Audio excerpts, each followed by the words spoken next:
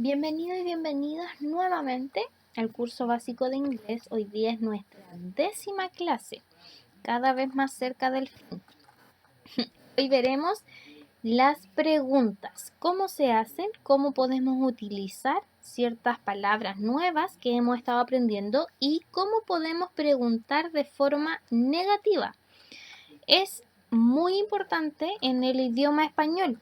A pesar que en inglés quizás no utilizan la negación tanto, en español sí lo usamos. Nosotros tenemos un lenguaje, un idioma, una pragmática, más bien sarcástica. Hablamos mucho con el sarcasmo, mucho con lo negativo. Así que es importante poder extrapolar esto también a cuando hacemos preguntas en inglés. Entonces, hagamos un resumen de todas las clases anteriores en las que hemos estado viendo cómo se formulan preguntas. En presente simple, recuerde que teníamos estos auxiliares que dependen de qué pronombre yo estoy utilizando, del do o del das. Entonces, recuerde que do yo lo usaba para pronombres como I, you, we, they, mientras que das yo lo uso para pronombres como he, she, it. Aparte, dentro de lo que vimos también en cómo hacemos preguntas en presente simple, la estructura de la pregunta va a ser, primero vamos a comenzar con este auxiliar, luego le agregamos el pronombre, luego agregamos el verbo en infinitivo, que este verbo lo puedes sacar de la lista de verbos que hemos estado viendo ya 10 clases, y el complemento. El complemento va a ser todas estas frases que le van a dar sentido a la oración. Por ejemplo, qué días, qué mes, qué lugar, si es que estoy hablando de que estoy comiendo, qué estoy comiendo. Todo eso es el complemento. Entonces voy a tener, por ejemplo, do you play football? Si se da cuenta, el do es auxiliar, el you es pronombre, el play es verbo en infinitivo y el football es complemento. ¿Qué pasa cuando yo tengo otro pronombre que no es you? Que por ejemplo es he. Voy a tener does he play football? ¿Qué está pasando acá? Primero recordemos que como estoy modificando el auxiliar para la tercera persona singular, entonces no voy a modificar el verbo. El verbo siempre va a quedar en infinitivo. Por lo tanto va a ser does he play? No does he plays y no do he plays. Siempre en donde voy a hacer la modificación va a ser en el auxiliar does. Does he play football? Football en este caso va a ser el complemento. ¿Por qué? Simplemente porque va a estar entregando una información extra al verbo en infinitivo, que en este caso es play, que es jugar. Ahora, ¿cómo hago estas preguntas en pasado simple? Es un poco más sencillo porque solamente tenemos un auxiliar en pasado que es did. Entonces la estructura va a ser muy similar, igual, a la de presente simple. Y ahora yo voy a tener did you play football? Y cuando utilizo otro pronombre, vuelvo a utilizar este auxiliar. Did he play football? Ahora, ¿cómo yo hago preguntas en futuro simple? Recuerde que tenemos el will y el won't. El won't en la forma negativa del will quiere decir que no va a significar el futuro positivo. Entonces, tengo la misma estructura y yo lo utilizo. Will you play football tomorrow? ¿Por qué le agrego el complemento tomorrow a play football? Es porque el will es de futuro. Por lo tanto, tiene que haber un complemento que me indique a mí que va a ser esta acción en un futuro. Y si utilizo he, she, it, vuelvo a utilizar el mismo auxiliar ya que no lo modifica. ¿Ok? Ese es nuestro resumen. Ahora, ¿cómo yo puedo hacer preguntas con los verbos modales que vimos en unas clases pasadas?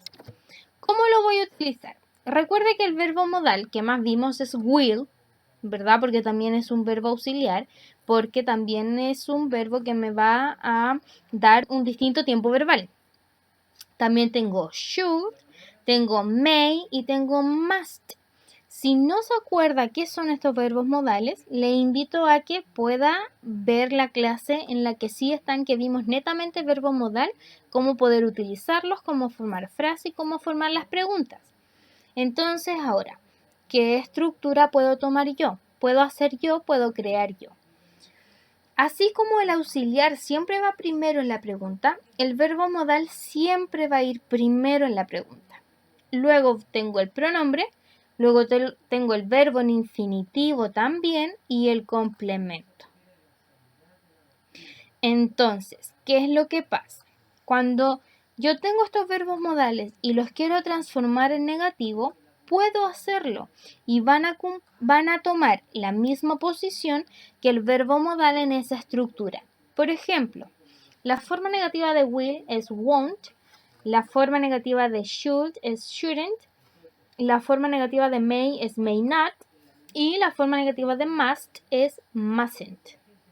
Entonces, estas formas negativas van a utilizar la misma posición en las que yo utilizo el verbo modal. ¿Qué ejemplos puedo tener? Should we go out tonight? ¿Qué está preguntando? ¿Debiésemos salir hoy? ¿Verdad? Es como, por ejemplo, ahora en este tiempo que estamos en cuarentena, cuando tengo una amiga que quiere salir, le pregunto, ¿debiésemos salir hoy? Porque una, sé la respuesta y lo otro es porque estoy apelando a que ella también pueda responderse. Muy distinto es cuando yo pregunto, ¿must we go to our aunt's house? O sea, ¿tenemos que ir a la casa de mi tía? ¿Qué estoy preguntando acá? Uno es si debiésemos hacerlo, o sea, estoy apelando a la opinión, estoy apelando a de que mi amiga me responda. Y la otra es cuando pregunta, ¿must we go? ¿Tengo que hacerlo? Es un deber. ¿Tengo que ir a visitarla una vez al mes? ¿Tengo que ir aunque no quiera? Es un deber el tener que hacerlo. Entonces, si se fija, estos verbos modales tampoco se van a modificar dependiendo del pronombre que yo utilizo, ya sea he, she, it, we, they y I, you. Van a ser igual para todos. Ahora, ¿cómo hago preguntas en negación? Muy similar a todas las estructuras que hemos visto y que les di pista también cuando hablamos de los verbos modales. ¿Cómo voy a hacer esta pregunta en negación? Tengo que tener sí o sí el auxiliar o el verbo modal en negación. El verbo jamás lo voy a modificar en la pregunta a no ser que sea una estructura que lo modifique. Pero si es que yo tengo el auxiliar que voy a utilizar, si lo pongo en negación, va a ser muy repetitivo volver a poner el verbo en negación. Por lo tanto, solamente utilizo el auxiliar o el verbo modal en negación. Entonces tengo de estructura que el auxiliar va en forma negativa, luego utilizo el pronombre y luego tengo el verbo en infinitivo más el complemento. Por ejemplo, don't you play football? Aquí preguntamos, ¿tú no juegas fútbol? Entonces, esta es la forma irónica, la que yo les digo, la forma sarcástica que tenemos los chilenos a veces de hablar. Por ejemplo, cuando vemos a nuestro amigo, ¿verdad? Que corrió una cuadra y se cansó. Le decimos, bueno, pero tú no eres deportista, tú no juegas a la pelota, ¿verdad? Y nos burlamos y también utilizamos mucho la burla en tono sarcástico. También cuando hablamos de él, doesn't he play football? O sea, él no juega la pelota, él no hace deporte. ¿Cómo se cansó entonces por caminar una cuadra, por ejemplo? Entonces ahí utilizamos el don't y el doesn't, perdón, de acuerdo al pronombre que yo estoy utilizando. Es muy importante que usted se acuerde de cómo formular preguntas en su discurso, porque de esta forma puede interactuar con la otra persona y no es solamente algo de un tema o de un contexto que usted está hablando, sino que es capaz de realizar preguntas, de responder esas preguntas y de interactuar con la otra persona.